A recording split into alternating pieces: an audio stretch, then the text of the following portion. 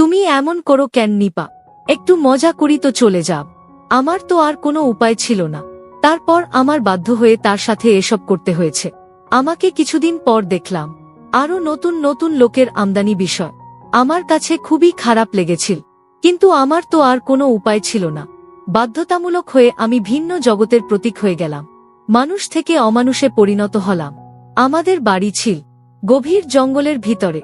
প্রতিদিন আমাদের ঘরে নতুন নতুন মানুষ আসত। ভিন্ন রূপে অনেক টাকার ছড়াছড়ি হতো আমার ঘরে। তারপর আমায় আমার বর বলল, এভাবে টাকা জমালে আর 1 বছরের মধ্যে টাকা জোগাড় হয়ে যাবে। সেদিন নিজের উপর অনেক ঘৃণা চলে আসলো। তা বলার মতো না। এরকম অমানবিক নির্যাতন কত সহজে করা যায়। আমি যখন 10ম শ্রেণীতে পড়ি, প্রায় প্রতিদিনই আমার ছোট ভাই আমার সাথে খারাপ আচরণ করার চেষ্টা করত। আমি তাকে অনেক বোঝাতাম, অনেক বারণ করতাম, কিন্তু সে আমার কোনো কথাই বুঝতো না। সে আমার সাথে কেমন জানি উন্মাদ পাগলের মতো আচরণ করত। একদিন আমাদের বাড়ির সবাই, আমাকে আর আমার ছোট ভাইকে রেখে সবাই বেড়াতে গিয়েছিল। আমারও পরীক্ষা ছিল, তার পরীক্ষা ছিল, যে কারণে সে আর আমি যেতে পারি নাই। কিন্তু এই সুযোগে আমার ছোট ভাই ঘরের দরজা বন্ধ করে আমার সাথে যা করল, তা শুনলে বন্ধুরা তোমাদের মাথা ঘুরে যাবে। হ্যালো বন্ধুরা, আমি নিপা। আমি যখন খুব ছোট তখন আমার বাবা মারা যায়। আমার মা অন্য আরেকজনকে বিয়ে করে। সেই ঘরে আমার ছোট একটি সৎ ভাই ছিল। ছোট ভাই আমার সাথে সবসময় খারাপ আচরণ করার চেষ্টা কর। ব্যাপারটা আমার ভাল লাগত না, আর ভয়ে কাউকে কিছু বলতেও পারতাম না। আমি ব্যাপারটা আমার মাকে বলি, মা উল্টে আমায় বকা দে। তারপর থেকে আমি ভয়ে কাউকে কিছু বলিনি। 8ম শ্রেণীতে ওঠার পর একদিন বাড়িতে কেউ ছিল না। ওই সবাই দাওয়াত খেতে গেছে। সেই সুযোগে ছোট ভাই কোথা থেকে এসে আমার উপর পশুর মতো ঝাঁপিয়ে পড়ল। আমার চিৎকার দিয়েও কোনো রক্ষা হল না। এরপর থেকে ছোট ভাই প্রায় সময় আমার উপর ঝাঁপিয়ে পড়, আর মাঝে মাঝে ছোট ভাই আমাকে টাকা দিত। যখন আমি কলেজে উঠলাম তখন বুঝতে পারলাম আমি কনসিভ হয়ে গেছি। যখন আমি কনসিভ করি তখন ব্যাপারটা বুঝতে পারিনি। আমি আর ব্যাপারটা আরও পরিষ্কারভাবে বুঝতে পারি ক্লাস 9-এর শারীরিক শিক্ষা বই থেকে। আমার তখন মাথা ব্যথা, বমি ভাবছিল, কিছু খেতে পারতাম না। আর ব্যাপারটা যখন বুঝতে পারে তখন মা আমাকে জিজ্ঞেস করে, কি হয়েছে তোর? আমি কিছুই বলি না। অবশেষে মাকে ব্যাপারটা বলতে আমি বাধ্য হয়েছি। আমার মুখ থেকে মা এরকম ধরনের কথা শুনে অবাক হয়ে গেল, আর আমাকে অনেক বকাবকি করতে শুরু করল। এর আগে আমি আর আমার ভাইকে ব্যাপারটা বলেছিলাম, কিন্তু বিশ্বাসে কোনো মানে নেই নাই। মা এসব কথা শোনার পর মা আমার ভাইকেও এ ব্যাপারটা নিয়ে জিজ্ঞাসাবাদ করে। সে উল্টো আমাকে অত্যাচার করে বলে, এটা আমার না। আমি বললাম, এত বছর ধরে আমার সাথে সম্পর্ক করলেন যে আমি সবাইকে বলে দেব। সে আমাকে হুমকি দিয়েছে, বল তোর খবর আছে। আমিও ভয় পেয়ে যাই। এসব কথা শোনার পর মা আমাকে অনেক মারধর করে। ব্যাপারটা গোপন রাখে বাবা ভাইদের কাছ থেকে, আর বলে এটা কার বাচ্চা, কার থেকে পাপ আমার ছেলের উপরে ছেড়ে দিয়েছি, আরও অনেক কথা। পরে মা বাচ্চাটা গোপনে নষ্ট করে ফেলে। তারপর আমাকে আর স্কুলে যেতে দেয় না। আমি স্কুলে যাওয়ার কথা বলে যেতে হবে না তোর স্কুলে। তারপর মা তড়িঘড়ি করে আমার বিয়ের জন্য বাবাকে বলে, বাবা তো এমনিতেই আমাকে দেখতে পারে না, তাই কোনোরকম চাইছে আমাকে বিদায় করতে, কারণ আমি তো উটকো ঝামেলা। এর মধ্যে আমার ছোট ভাই মালয়েশিয়া চলে যায়।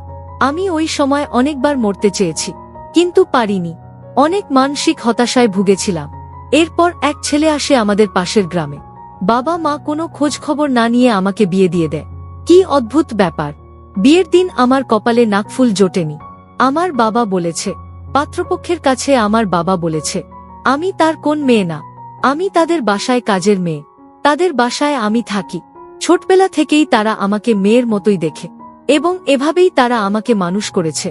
আমার সৎ বাবার মুখে এরকম কথা শুনে কষ্টে আমার বুকটা ফেটে যাওয়ার মতো অবস্থা হয়েছিল। যাই হোক, শ্বশুর বাড়িতে আসলাম। একদম ভাঙাচোরা ঘর, এক রুম মাত্র।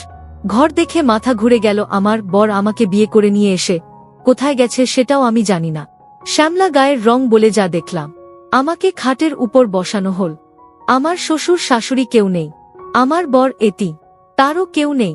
তার বাবা মা মারা যাওয়ার সময় এই বাড়িটা তাকে দিয়ে গেছে। তার যে কুজন আত্মীয় স্বজন আছে তারা আমার বরকে পরিচয় দেয় না। আমি রাতে বরের অপেক্ষা করতে করতে ঘুমিয়ে গেলাম। সেই রাতে আসলো না।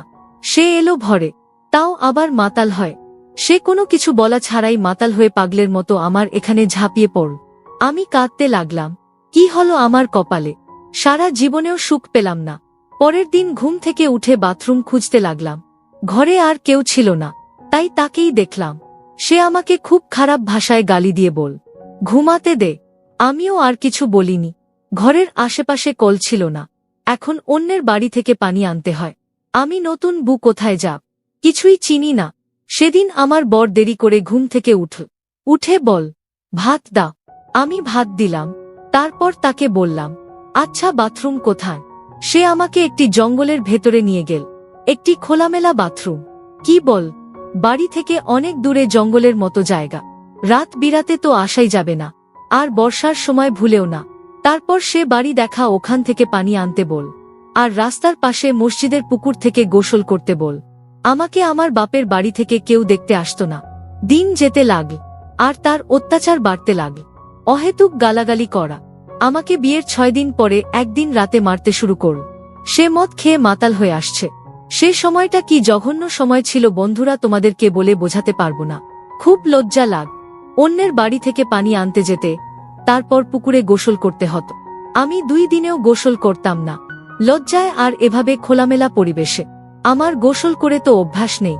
আর রাতের বেলায় বাথরুমে যেতাম না। বাথরুমে না যাওয়ার জন্য একদম কম খেতাম। আর তার তো কোনো খবরই থাকত না। সে ঠিকমতো কাজও করত না। একদিন বাজার আনলে 10 দিন আনত না। বিয়ের 1 মাস পর আমাদের বাড়ি যাই। গিয়ে মাকে জড়িয়ে ধরে কান্না করি। আর মা আমাকে বল, এত ঝাং করতে হবে না, অনেক ঢল করেছ বাড়িতে। একদিন থাকার পর বাবা বলল, কি রে যাবি না? বিয়ে দিয়ে দিয়েছি, এখানে কি? শ্বশুর বাড়ি যা। তাদেরকে আমি সবকিছু খুলে বলার পরেও তারা আমাকে কোনোভাবেই বিশ্বাস করতে পারছে না, আর আমাকে বিভিন্নভাবে তিরস্কার করতে শুরু করল। তারপর আমার হঠাৎ বলে উঠল, বিয়ে দিয়েছি, এটাই অনেক। তারপর মাকে বললাম, মা, ওমা, আমি তো তোমার মেয়ে, কেন আমার সাথে এমন করলে তুমি? মা বল, পেট বাঁধানোর সময় মনে ছিল না। আমি এটা বলতে পারলাম না যে বাহিরের মানুষ না, ঘরের মানুষই এই কাজ করেছে। এরপরও সব মেনে নিলাম, আর নিজেই যুদ্ধ শুরু করলাম। শ্বশুর বাড়িতে এলাম, মনোবল আরো শক্ত করলাম। এখানে আমাকে থাকতে হবে। কিন্তু বর প্রতি রাতে মদ খেয়ে মাতাল হয়ে আসত। বিয়ের 1 মাস পর চালের কথা বললাম। ঘরের চাল ডাল কিছু ছিল না। চালের কথা বলার সাথে সাথে মার, বলতো কাজ করে থাক। আমি বিয়ের 1 মাস পর থেকেই মানুষের বাড়িতে কাজ করতাম। তারা যা দিত, চাল ডাল, তাই খেতাম। আমার মা আমার একবারও খোঁজ নেয়নি। মানুষের ধান ছাড়া বাড়ি ঘর মুছে এক কথায় দাসীর কাজ করতাম। আর এতে তারা যা দিত তাই খেতাম, কারণ আমার স্বামী বাজার করত না, আর সে কাজও করত না। বিয়ের সময় আমাকে আমার বাপের বাড়ি থেকে 1 জোড়া কানের দুল আর চেইন দেয়। একদিন সন্ধ্যাবেলায় এসে বলে, তোমার চেনটা দাওত। সাধারণত সে সন্ধ্যাবেলায় কখনো বাড়ি আসে না। আমি সরল বিশ্বাসে তাকে চেনটা দিয়ে দিলাম, কারণ সে তো আমার স্বামী, আর এই দুনিয়াতে সে ছাড়া আমার কেউ নাই। তাকে বিশ্বাস না করে তো আমার উপায়ও নাই। সে যখন মাতাল হয়ে বাড়ি ফিরে, আমি তাকে কিছু বললাম না। সকালে চেনের কথা জিজ্ঞেস করতেই আমাকে বলে, তোর বাড়ি থেকে আমাকে 10,000 টাকা ছাড়া আর কি দিয়েছে? আমিও মার খেয়ে পড়ে রইলাম। কি বলবো, কিছু বলার শক্তি এবং সাহস কোনোটাই আমার ছিল না। আর প্রায় সে আমাকে যৌতুকের জন্য নির্যাতন করত। না পারতাম বাঁচতে, আর না পারতাম মরতে। মানুষের বাড়িতে সারাদিন কাজ করার পরে ঘরে এসে আমাকে কাজ করতে হতো। রান্নার জন্য লাকড়ি আর পাতাটাও আমাকে খুঁজে আনতে হতো। সে একদিন কাজে গেলে 10 দিন যেত না, আর মদ খেয়ে থাকার সব শেষ করে ফেলতে। আমি আমার কানের দুল জোড়া লুকিয়ে রাখলাম। এরপর একদিন রাতে সে বন্ধুকে নিয়ে আসে, সাথে তারা খাওয়ার জন্য কত কি আনে। আমিও খেললাম, আমার খুব মজা লাগ। কিন্তু এর কিছুক্ষণ পরেই আমার খুব ঘুম আসল। ঘুম থেকে উঠে অনুভব করলাম আমার শরীরে খুব ব্যথার জন্য উঠতেও পারছিলাম না। আর সেদিন কাজেও গেলাম না। মানুষের বাড়ি থেকে খাবার পানি আনতে গেলে তারা অনেক রকম কথা বলত। অনেক সময় কলে তালা মেরে দিত, তারপর নানা রকম কটু কথা বল। আর সবাই আমাকে নিয়ে অনেক আফসোস করতে। সবাই আমাকে নিয়ে আফসোস করত আর বল, কি সুন্দর মেয়ে, অথচ মদখোর গাঁজাখোরের সাথে বিয়ে হয়েছে। মেয়েটার দুর্ভাগ্য বটে। আমার বরকে এলাকার সকলেরই মনের মতো ঘর মোদি বলে ডাকত। আমার বরের নাম ছিল বাতেন, কিন্তু কেউ তাকে বাতেন বলে ডাকত না। সবাই তাকে মদখোর বাতি বলে ডাকত। এলাকার সবাই তাকে প্রধানমন্ত্রী হিসেবে চিনে। যাই হোক বন্ধুরা, সেই দিন রাতে তার বন্ধুকে নিয়ে আসার পর আমি জানি না আমার সাথে কি হয়েছিল, কিন্তু আমার শরীরের সকালে ঘুম থেকে উঠে প্রচুর ব্যথা হয়েছিল। মনে হয়েছিল আমার সাথে ভিন্ন রকম কিছু হয়েছে। তারপর থেকে প্রায় সময় আমার বরের সেই বন্ধুটা আর সে যেদিন সেদিন আমার খুব ঘুম আসত। তো একদিন সন্ধ্যাবেলায় আমার বরের বন্ধুরা আমার ঘরে আসে, আমাকে খুব খারাপ আচরণ করার চেষ্টা করে। সেটা আমি আবার আমার বরকে বলি। তখন বরের বন্ধু আমায় উত্তর দেয়, প্রতিদিন তো আমি তোমার সাথে এসব করি, তুমি আর কি বুঝতে পারো না, কারণ তুমি ঘুমের মধ্যে থাক, তখন সমস্যা হয় না। আমি আমার বরের বন্ধুর মুখ থেকে এসব কথা শুনে খুব ঘাবড়ে গেলাম, আর বললাম এসবের মানে কি, আপনি এসব কি বলছেন? তারপর বরের বন্ধু আমার বরের সামনে খুব বাজে, খুব নোংরা আচরণ করার চেষ্টা করছে।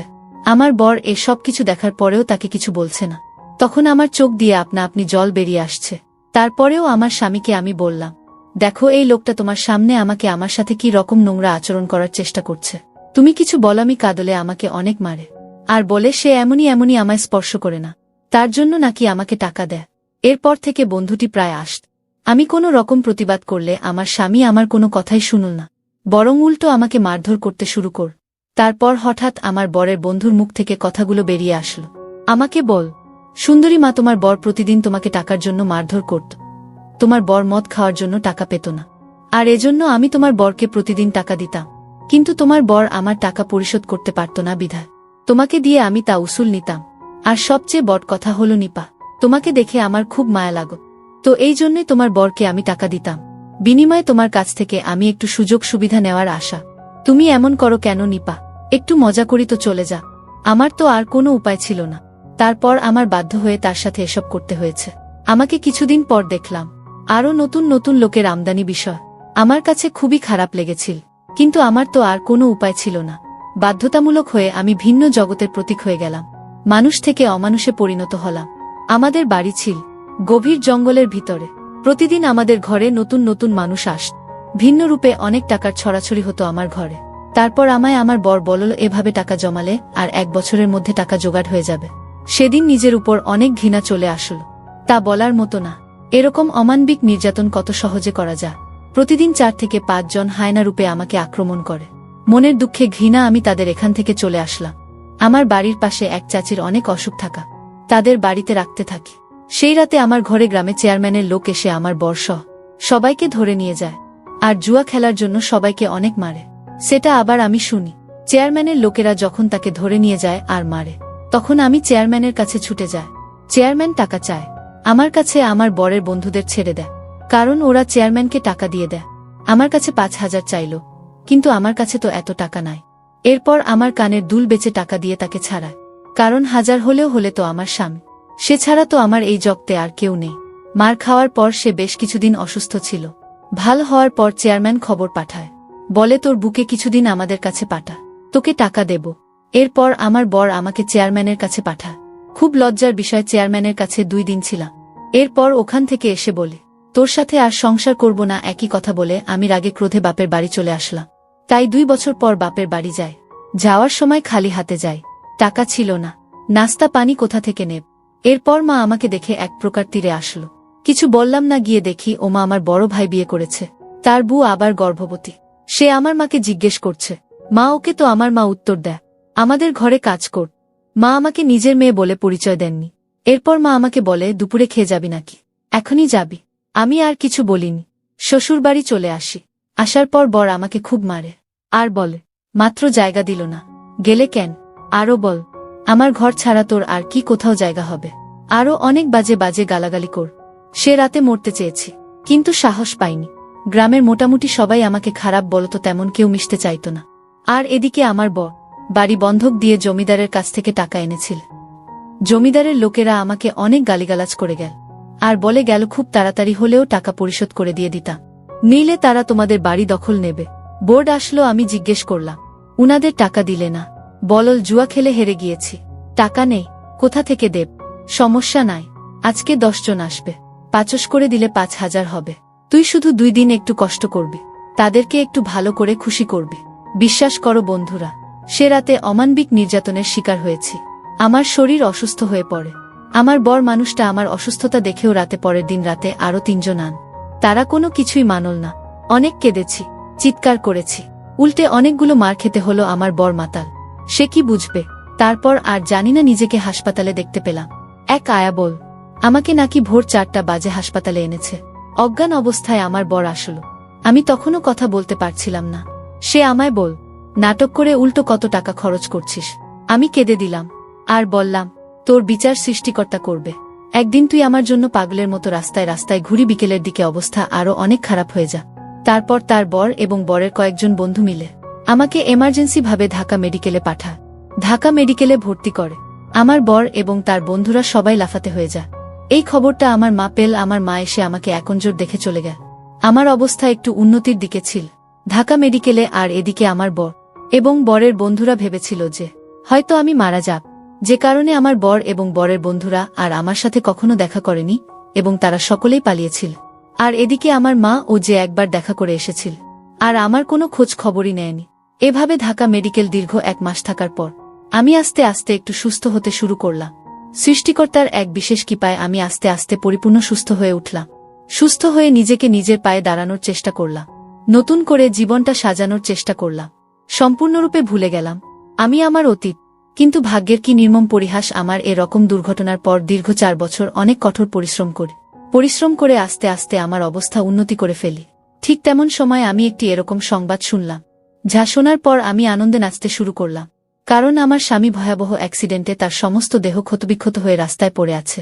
তার প্রতি আমার মনের ভিতর এমন এক ঘৃণার জন্ম নিয়েছিল, আমি তার লাশটা পর্যন্ত দেখতে যাইনি। একা জীবন, একা কর্ম, একাই সবকিছু। ভালো আছি, অনেক ভালো আছি বন্ধুরা। আমি এখন অনেক সুখে আছি, যে সুখের কোনো সীমা নেই। এরকম পাষণ্ড স্বামী থাকার চেয়ে একা থাকাই উত্তম। শ্রেয়া বন্ধুরা, গল্পটি থেকে তোমরা কি বুঝতে পারলে? আমাকে অবশ্যই তোমরা কমেন্ট করে জানাবে বন্ধুরা। আজকে এই পর্যন্ত, আবারও আসব তোমাদের মধ্যে নতুন কোনো ভিডিও নিয়ে। ভিডিওটি যদি তোমাদের ভালো লাগে তাহলে একটি লাইক দাও। প্রতিদিন আমি তোমাদেরকে করে নতুন গল্প উপহার দিব, তাই তোমাদেরকে অনুরোধ করে বলছি, তোমরা যদি এরকম ধরনের ইন্টারেস্টিং গল্প পেতে চাও তাহলে দয়া করে আমার চ্যানেলটি সাবস্ক্রাইব কর। ভিডিওটি দেখার জন্য তোমাদের সকলকে অসংখ্য ধন্যবাদ।